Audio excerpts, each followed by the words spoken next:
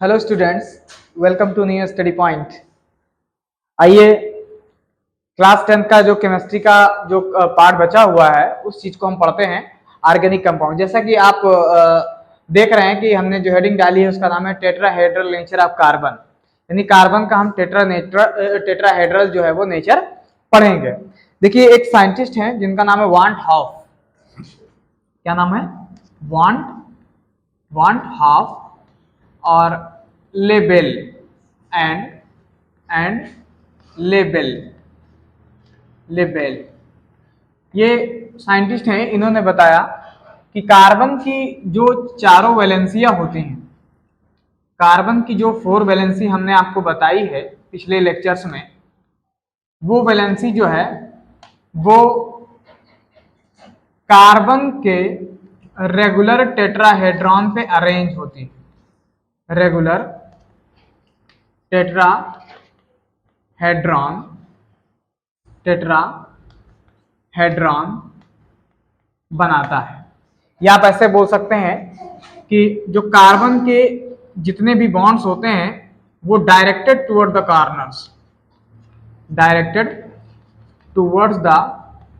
Corners, ये corners पे मौजूद होते हैं, towards the corner at 109 degree 28 minute। Understand? Van't Hoff ने क्या बताया? वांट हॉफ एंड लेबेल ने बताया कि कार्बन की जो चारों वैलेंसियां होती हैं वो कॉर्नर्स पे पाई जाती हैं। इनके बॉन्ड्स जो होते हैं वो 4 रेगुलर टेट्राहेड्रॉन की तरीके से अरेंज होते हैं, चारों कोनों पे पाए जाते हैं। लेकिन टेट्राहेड्रल का जो नेचर है, ये जो कंपाउंड्स आपके सामने टेट्राहेड्रल होते हैं ये 3 डायमेंशनल होते हैं। इन्हें बोर्ड पे बनाना इतना आसान नहीं होता है। तो इन्हें एक्चुअली जो दिखाया जाता है, हम normally plane of the paper पे यानी बोर्ड पे हम इसको ऐसे दिखाते हैं कि एग्जांपल हमने CH4 का ले लिया है, आपके सामने हम लिख रहे हैं CH4 का एग्जांपल लिख रहे हैं, एग्जांपल है CH4। एंड अगर हम इसको दिखाएंगे, अगर हम 2D पे दिखाते हैं तो हम ऐसे बना देते हैं कि ये भाई हमारा जो है वो मीथेन है, दैट इज CH4 है। हम ऐसे दिखा देते हैं कि ये हमारा CH4 है ये। लेकिन इसके सारे bonds plane of the paper पे नहीं होते हैं, यानी आप ऐसा समझिए कि सारे बोर्ड्स जो है वो सारे बॉन्ड जो है वो प्लेन ऑफ द पेपर पे हो, तो ऐसी कोई गुंजाइश नहीं है। होता कैसे है? तो इस चीज को बताने के लिए एक अरेंज किया गया कि यहाँ पे कार्बन रखा गया और कार्बन में कई प्रकार के, लगभग 2 प्रकार के बॉन्ड जो है वो देखे गए। एक H इधर था और एक H जो है वो इधर था, एक H, और यहाँ पे एक बॉन्ड जो है वो ऐसे दिखाया गया, ऐसा बॉन्ड दिखाया गया। और इन्होंने बताया कि ये जो बॉन्ड है ना, ये बॉन्ड अवे फ्रॉम ये टुवर्ड्स द व्यूअर आ रहा है, और ये जो बॉन्ड आपके सामने हमने बनाया है ये अवे फ्रॉम द व्यूअर जा रहा है। मैं आपको दिखाने की कोशिश करता हूं कि जैसे हमारे पास ये जो चौक है, आप ये देखिए कि हमारे पास जो ये चौक है, इस तरीके की हमारे पास जो है वो चौक मौजूद है। आप देखिए, तो अगर आप देखेंगे तो ये हमारे सामने 4 चौक है। आप देख रहे हैं कि एक जो है वो आपकी तरफ आ रहा है, जो मैंने सॉलिड लाइन से दिखाया है, ये वाला H जो है वो आपके सामने आ रहा है, और ये वाला जो आपके सामने चौक दिख रही है, ये वाला जो है ये बैक साइड का बोर्ड जा रहा है, यानी पीछे, बोर्ड के पीछे जा रहा है। और अगर आप देखेंगे इन दोनों बॉन्ड्स को, अगर आप देखेंगे तो ये प्लेन ऑफ द पेपर पे, अगर मैं इस बोर्ड पे इसको सेट करूंगा तो आप देखिए कि ये वाला तो पीछे चला जाएगा, लेकिन ये दोनों जो है ये इस बोर्ड के प्लेन में, आप देख पा रहे हैं, ये वाला बॉन्ड और ये वाला बॉन्ड जो है वो इस बोर्ड के प्लेन में है, और एक पीछे और एक आगे है। तो जो आगे है उसको हमने सॉलिड लाइन से दिखाया है, और जो पीछे है उसको हमने डैश लाइन से दिखाया। डैश का मतलब बेक्ड लाइन से दिखाया है। तो ये इस तरीके से इस ऑर्गेनिक कंपाउंड को शो जो है वो किया जाता है। अंडरस्टैंड? तो ये कंपाउंड दिखाया जाता है। इनके बीच का जो एंगल होता है वो होता है 109 डिग्री 28 मिनट।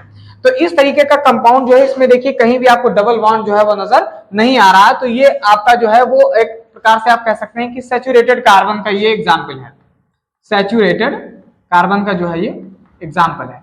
तो अब हमें हर जगह तो हम 3 डायमेंशनल बना नहीं पाएंगे, इसलिए हम इसको नॉर्मली इस तरीके से बोर्ड पे बना देते हैं कि ये भाई CH4 है। Okay, that is CH4। तो अब ये जो टेट्राहेड्रल नेचर है ये सारे अल्केन्स में लगेगा, सारे सैचुरेटेड कंपाउंड्स में लगेगा, जहां पे जो बॉन्ड्स होगा, जो जितने भी बॉन्ड होंगे वो इनमें 2 जो है 2 बॉन्ड नॉर्मल होंगे, और 2 बॉन्ड जो होंगे, एक मैं ऐसे लिखे दे रहा हूं आपके सामने, ये रहेगा टुवर्ड्स द व्यूअर, यानी आपकी तरफ होगा, यानी देखने वाले की तरफ होगा, टुवर्ड्स द व्यूअर, ये व्यूअर की तरफ होगा और ये होगा अवे फ्रॉम द व्यूअर, ये away from the viewer, from the viewer, okay, away from the viewer. और ये आपके सामने जो होंगे, ये दो बॉन्ड जो आपके सामने होंगे, ये वाले और ये वाले, ये होंगे प्लेन ऑफ द पेपर पे, प्लेन ऑफ द बोर्ड। क्योंकि मैंने बोर्ड पे बनाया तो हम लिखेंगे प्लेन ऑफ द बोर्ड, इस बोर्ड के बिल्कुल प्लेन में होगा, ओके।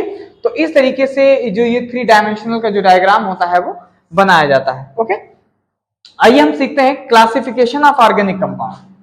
अब जो हमारा अगला टॉपिक होगा वो होगा classification of organic compound. Organic compound जितने हैं उनको हम क्लासिफाई करते हैं, और आप देखिए कि जैसा आपको क्लास 10th में दिया गया उसी हिसाब से हम क्लासिफाई कर रहे हैं, बहुत ज्यादा हाई लेवल नहीं कर रहे हैं, 11th के हिसाब से या 12th के हिसाब से नहीं कर रहे हैं। जिस तरीके से आपकी बुक में 10th के लिए दिया गया है तो उसी के हिसाब से हम क्लासिफाई कर रहे हैं, बहुत ज्यादा डिटेल नहीं करेंगे। अगर आपको डिटेल तो मेरी वीडियो देखिए, आपको क्लास 11th वाली, वहां पर मैंने ज्यादा डिटेल किया।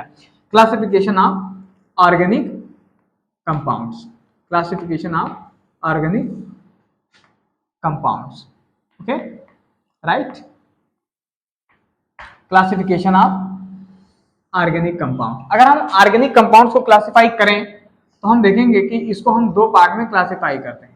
सबसे पहला जो पार्ट है उसको बोलते हैं एलिफैटिक, क्या बोलेंगे, एलिफैटिक। इसी का दूसरा नाम है एसाइक्लिक कंपाउंड, एसाइक्लिक कंपाउंड। इसी का तीसरा नाम है जिसको बोलते हैं ओपन चेन, क्या बोलेंगे, ओपन चेन कंपाउंड्स, ओके।